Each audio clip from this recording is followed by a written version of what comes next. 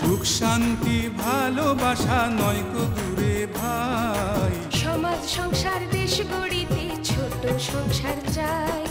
সমাজ সংসার দেশ গড়িতে ছোট সংসার চাই।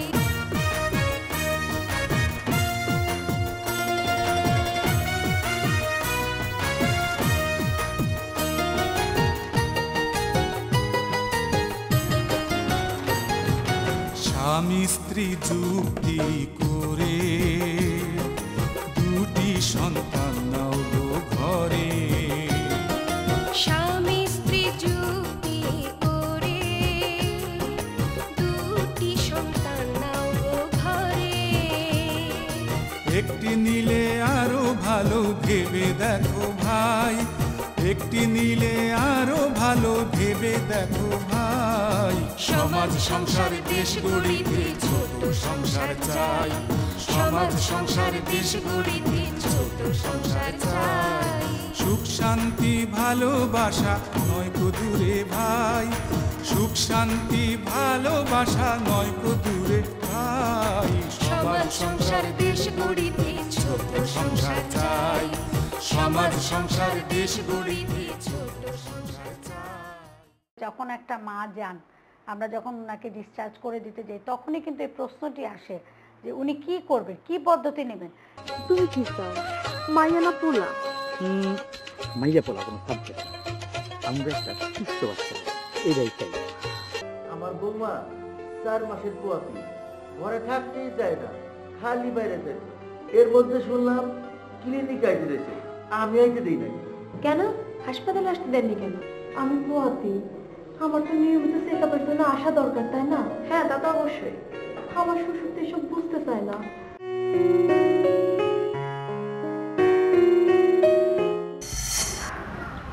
সুপ্রিয় দর্শক, ভাবনাহীন সুখী জীবন অনুষ্ঠানে সবাইকে আমন্ত্রণ। ভাবনাহীন সুখী জীবন অনুষ্ঠানে আমরা বিভিন্ন জন্ম নিয়ন্ত্রণ পদ্ধতি নিয়ে আলোচনা করেছি। দর্শক, কয়েকজন দম্পতি আজ আমাদের মধ্যে উপস্থিত আছেন। ওয়ালাইকুম সালাম, কেমন আছেন আপনারা? আলহামদুলিল্লাহ, আপনারা সবাই বিভিন্ন পদ্ধতি ব্যবহার করেছেন। আশা করি এই পদ্ধতি গ্রহণের পরে আপনারা উপকার পেয়েছেন।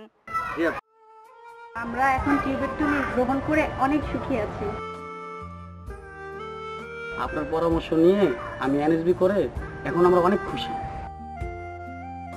আমি টিউবেক্টমি নেওয়ার পরে এখন অনেক ভালো আছি। এখন আপনাদের কোনো সমস্যা আছে? আপা, আমার একটা প্রশ্ন আছে। বলেন। আপা, আমরা নারী কাউন্সিলিং এর একটা কথা শুনছি, এটা কখন থেকে করতে হয়? খুবই ভালো প্রশ্ন করেছেন। নারী কাউন্সিলিং করা হয় হলো গর্ভবতী মায়েদের যখন আমরা সেবা করি তখন আমরা বলি যে গর্ভবতী মাকে কমপক্ষে 4 বার সেবা কেন্দ্রে এসে সেবা নিতে হয়, এবং সেই সময় গর্ভবতী মায়েদের সেবার সাথে সাথে আমরা গর্ভবতী মায়েদের প্রসব পরবর্তী সেবার কথা বলি, তারপরে নবজাতকের সেবা, এবং ওই সময় প্রসব পরবর্তী পরিবার পরিকল্পনা পদ্ধতি তার জন্য কোনটা ভালো হবে সেই ব্যাপারে যে কাউন্সিলিং করা হয় সেটাই হলো নারী কাউন্সিলিং। আপা, সন্তান প্রসবের পর কোন সেবাটা গ্রহণ করতে হয়? স্বাস্থ্যকেন্দ্রে প্রসব হলে প্রসবের পরপরই অনেকগুলি পদ্ধতি দেওয়া যায়, যেমন কপাটি দেওয়া যায়, ইমপ্ল্যান্ট করানো যায়, টিউবেক্টমি করা যায়। প্রসব পরবর্তী পরিবার পরিকল্পনাকে আমরা কয়েকটা ভাগে ভাগ করতে, কয়েকটা সেক্টরে। যেমন 10 মিনিটের মধ্যে আমরা একটা পদ্ধতি দিতে পারি, যেমন নর্মাল ডেলিভারি হোক বা সিজারিয়ান সেকশন হোক, টিউবেক্টমি, কপাটি দেওয়া যায়। 48 ঘন্টার মধ্যে কপাটি দেওয়া যায় এবং 24 ঘন্টার মধ্যে টিউবেক্টমি করা যায়। 3 থেকে 6 দিনের মধ্যে টিউবেক্টমি করা যায়। সেক্ষেত্রে আবার একটু আমাদের অ্যান্টিবায়োটিক দিতে হয় এক্সট্রা করে, অ্যান্টিবায়োটিক ব্যবহার। এবং 6 সপ্তাহ থেকে 1 বছরের মধ্যে যে কোনো পদ্ধতি নিতে পারে, সেটার মানে অবস্থা বুঝে। কথা বললাম কয়েকজন দম্পতির সাথে এবং শুনলাম তাদের কথা। তারা ভালো আছেন, সুস্থ আছেন। আশা করি আপনারা যারা এখনো কোনো রকম জন্ম নিয়ন্ত্রণ পদ্ধতি গ্রহণ করেননি, তারা অতি শীঘ্রই আপনাদের সুবিধা মতন জন্ম নিয়ন্ত্রণ পদ্ধতি গ্রহণ করবেন।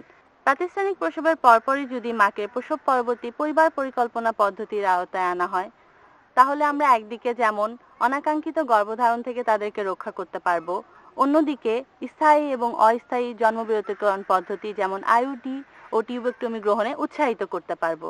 দর্শক, এ বিষয়ে আমরা চিকিৎসকের বক্তব্য শুনবো এখন। সঠিক সময়ে সঠিক পরিবার পরিকল্পনার মাধ্যমে আমরা মা ও শিশুর মৃত্যুর হার অনেকাংশে কমিয়ে আনতে পারি। প্রসব পরবর্তী পরপরে যদি এই পদ্ধতি গ্রহণ করা যেতে পারে, তাহলে 30% মা এবং 20% শিশুর মৃত্যুর হার কমানো যেতে পারে। এই জন্যই প্রসব পরবর্তী পরপরই পরিবার পরিকল্পনা পদ্ধতি গ্রহণ করা যেতে পারে। কমপক্ষে 2 বছর গর্ভধারণে বিরতি থাকলে মা ও শিশু দুজনেই সুস্থ থাকেন। প্রসব পরবর্তীকালে ব্যবস্থা গ্রহণ না করলে পরবর্তী 4 সপ্তাহের মধ্যে আবারও প্রসূতি মায়ের গর্ভধারণের সম্ভাবনা থাকে। গর্ভাবস্থায় যে আমরা চেক আপগুলো করি সেই সময় কাউন্সেলিংয়ের একটা বিরাট রোল আছে। আমরা এটাকে বলি বার্থ প্ল্যানিং। বার্থ প্ল্যানিং মানে হচ্ছে যে আমরা মাকে বলি যে উনি প্রেগনেন্সি, উনি কোথায় ডেলিভারি করাবেন, ডেলিভারির পরে কি করবেন, কি পদ্ধতি নেবেন, এটা আমাদেরকে আসলে প্রেগনেন্সির সময়ই বলতে হবে। তার মানে এটা না যে আমি তাকে 10 সপ্তাহ 12 সপ্তাহের সময় বলবো, তা বলবো না। যখন উনি রেগুলার আমার কাছে চেক আপে আসবেন, যখন শেষের দিকে আসবেন, তখন আমি ওনাকে জিজ্ঞেস করবো যে মা আপনাদের তো আপনি হয়তো অবস্থা বুঝে, যেমন তার কি প্রথম প্রেগনেন্সি, তার কি দ্বিতীয় প্রেগনেন্সি, তার কি 4টা বাচ্চা অলরেডি হয়ে গেছে, সেই অবস্থায় আমরা তাকে বলবো যে তার প্ল্যানটা কি, সে কী মেথড নিতে চান। এবং শেষের দিকে প্রেগনেন্সির শেষের দিকে আমি ওনাকে বলার চেষ্টা করব যে মা এইটা আপনি এই মেথডটা আপনার জন্য ভালো। এবং এই কাউন্সিলিংটা মনে রাখতে হবে যে ওনাকে একা করলে হবে না, ওনার হাজব্যান্ডকেও ডাকতে হবে। চেক আপের সময় ওনার হাজব্যান্ড আর দুজনকেই জানাতে হবে যে এই পদ্ধতি অ্যাভেলেবেল আছে, এই পদ্ধতি ওনাকে আমরা দিতে পারবো। যেমন ধরেন কারো যদি প্রেশার বেশি থাকে, কারো যদি ডায়াবেটিস থাকে, ওনাকে তো আমরা পিলের কথা বলতে পারবো না, তাহলে অন্য একটা ব্যবস্থার মেথডের কথা বলতে পারবো যেটা দিলে ওনার এসব প্রবলেম নাও হতে পারে। এই জন্য আমাকে পদ্ধতি বুঝে, যেমন ধরেন কারো যদি 3টা বা 4টা বাচ্চা থাকে তাদেরকে আমরা চাবো পার্মানেন্ট মেথডের কথা বলবো, টিউবেক্টমির কথা বলবো। কারো যদি 1টা বাচ্চা থাকে তাকে আমি একটা এমন মেথডের কথা বলবো যাতে সে একটা স্পেসিং করতে পারে, হয়তোবা সে পিল খেতে পারে, হয়তোবা সে একটা কপাটি নিতে পারে, একটা স্পেসিং হলো 3-4 বছর পরে সে একটা বাচ্চা নিল। আর এমন যদি হয় যে সে একটা মেথডও চাচ্ছে কিন্তু একটা লং টার্ম মেথড চাচ্ছে, কিন্তু সে পার্মানেন্ট মেথড চাচ্ছে না, তখন আমরা কপাটি দিতে পারি, অন্য একটা মেথড দিতে পারি। ইমপ্ল্যান্ট বলে আজকাল একটা জিনিস আছে আমাদের দেশে, সেটা হলো হাতের মধ্যে দিয়ে দেওয়া হয়, রডের মতো একটা জিনিস। এটা দিলে কিছুদিনের জন্য 1-2 বছর, 3 বছরের মেয়াদ আছে, 1 বছরের মেয়াদ আছে, 2 বছরের মেয়াদও আছে। রডটা দিলে প্রেগনেন্সি হবে না। তবে রড, ইনজেকশন এগুলোতে সবগুলোতে একটা সমস্যা হয় যে মাসিকটা কোনো একটা কারণে মাসিকটা ঠিক মতো হয় না, মাসিক কম হয়, মাসিক বন্ধ হয়ে যায়। এটা যে আমি আগেও বলেছি একটু আগে যে এটার জন্য ওরা বদরই করে না, ওনারা জানেন। কারণ আমরা যখন মেথড দিব, মেথডে যে বেশি জরুরি হচ্ছে কাউন্সিলিং করা, বলে দেওয়া কাপলকে যে এরকম একটা পদ্ধতি আপনারা নিলে আপনাদের এই পদ্ধতি এইভাবে কাজ করে, পদ্ধতির এই পার্শ্ব প্রতিক্রিয়া হতে পারে, কম বেশি হলো হতে পারে, না হলে আমরা বলবো সেরকম কিছু নেই। সুপ্রিয় দর্শক, চিকিৎসকের কাছ থেকে মূল্যবান তথ্য ও পরামর্শ শুনলাম। আশা করি বাস্তব জীবনে এই পরামর্শগুলো আপনাদের কাজে লাগবে। স্ত্রীর প্রতি স্বামীর দায়িত্ববোধ আর সহযোগিতার মাধ্যমেই স্বামী স্ত্রী মিলে একটি পদ্ধতি বেছে নিতে পারেন, আর এজন্যই স্বামীকে কাউন্সিলিং এর আওতায় আনতে হবে। এখন আমরা ছোট্ট একটি নাটক দেখব এই বিষয়ের উপর।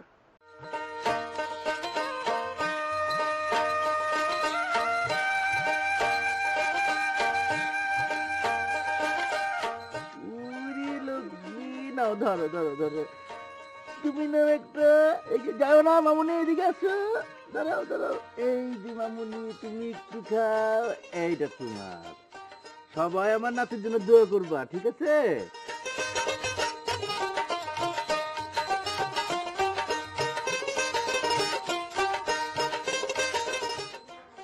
এইটা তুমি ধরো, এই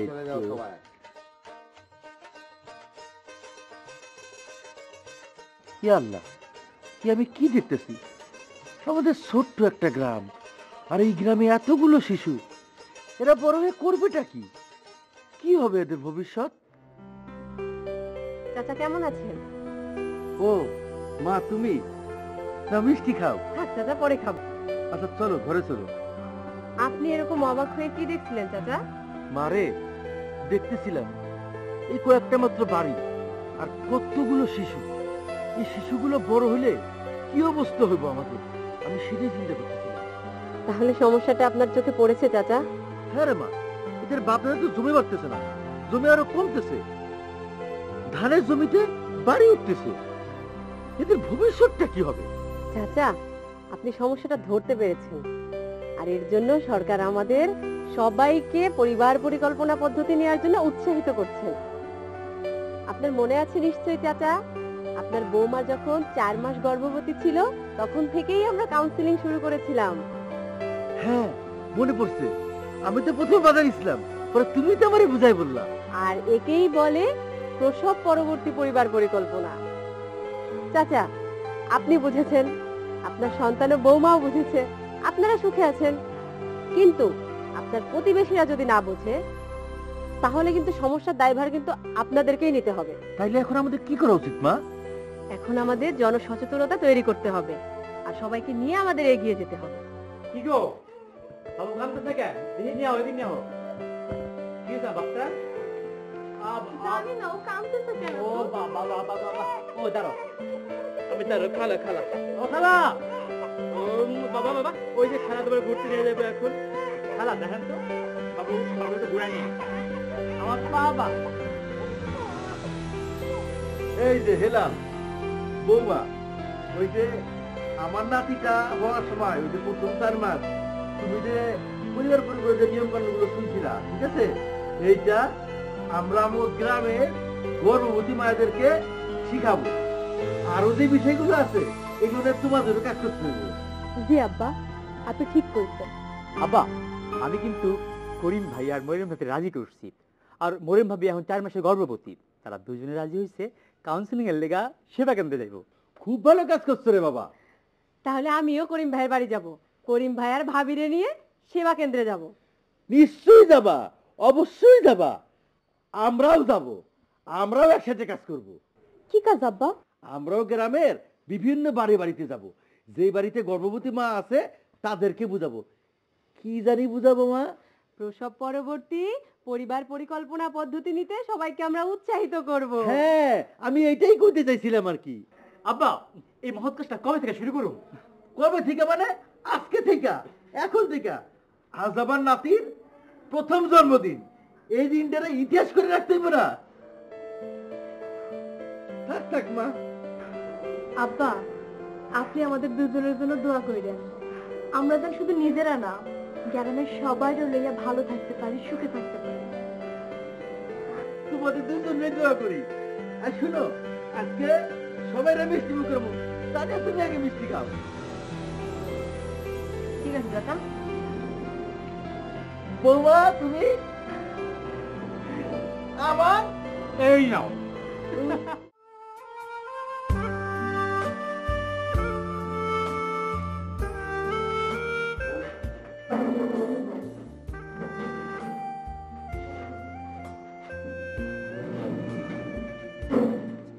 আপা কি দেখলেন? চিন্তার কোনো কারণ নেই, আপনার স্ত্রী এবং সন্তান দুজনেই সুস্থ আছে। তাহলে এখন আমাদের কি করা উচিত? প্রসবের পর আপনি ইচ্ছে করলে আপনার স্ত্রীকে আপন খাওয়াতে পারেন। আপন কি আপা? আপন হচ্ছে স্বল্প মাত্রার অস্থায়ী স্বল্পমেয়াদী বড়ি। তুমি কিছু জানো? না, আমি তো কিছু জানি না। আপা, এটা কই পাবো? এটা সহজেই পাওয়া যায়, আপনি এখান থেকেই নিতে পারবেন। আপা, এটা তো কোনো সমস্যা করবো না তো? না না, আপন খুবই কার্যকরী এবং নিরাপদ।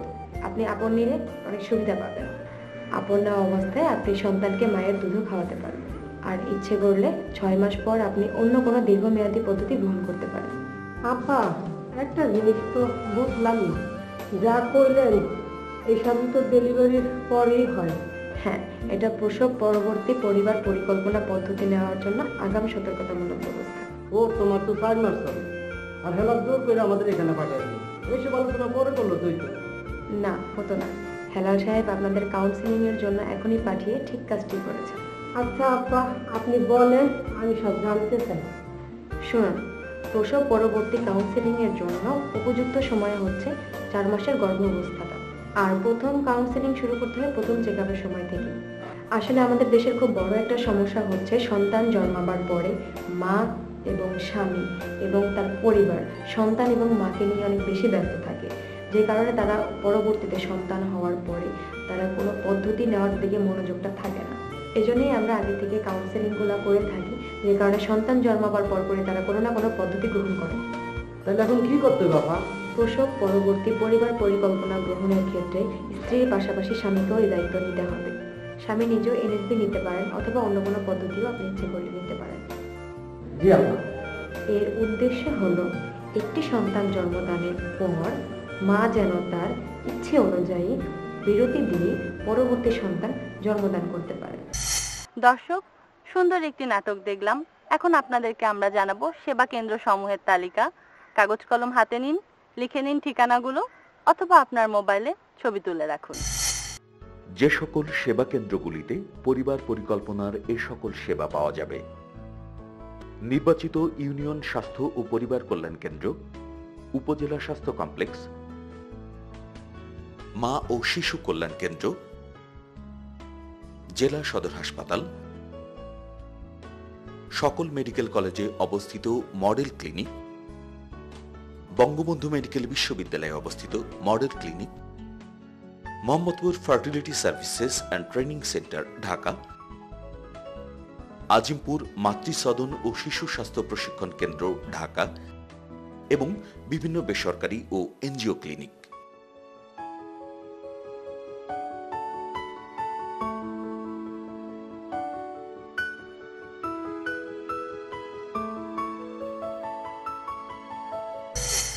সুপ্রিয় দর্শক, আশা করি প্রসব পরবর্তী পরিবার পরিকল্পনা পদ্ধতি গ্রহণ করে আপনারা সুন্দর সুখী জীবন যাপন করবেন, এটাই আমাদের প্রত্যাশা। ভাবনাহীন সুখী জীবন অনুষ্ঠান থেকে বিদায় নিচ্ছি। ভালো থাকবেন, সুস্থ থাকবেন। আল্লাহ হাফেজ।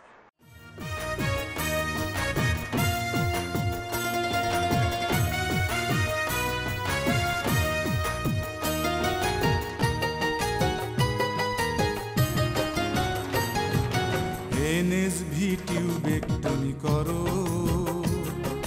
2 সন্তানের সংসার গড়ো। এনএসভি টিউবেক্টমি করো, 2 সন্তানের সংসার গড়ো। আরো আছে আইউডি, চিন্তার কিছু নাই। আরো আছে আইউডি, চিন্তার কিছু নাই। সমাজ সংসার দেশ গড়িতে ছোট সংসার চাই। সমাজ সংসার দেশ গড়িতে ছোট সংসার চাই।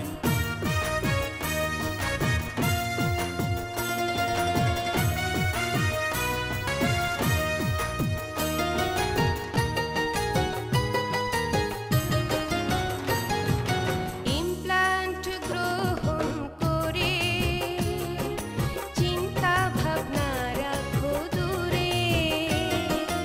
ইমপ্লান্ট গ্রহণ করে চিন্তা ভাবনা রাখো দূরে। এসব সেবা নয় কো দূরে বিনামূল্যে ভাই।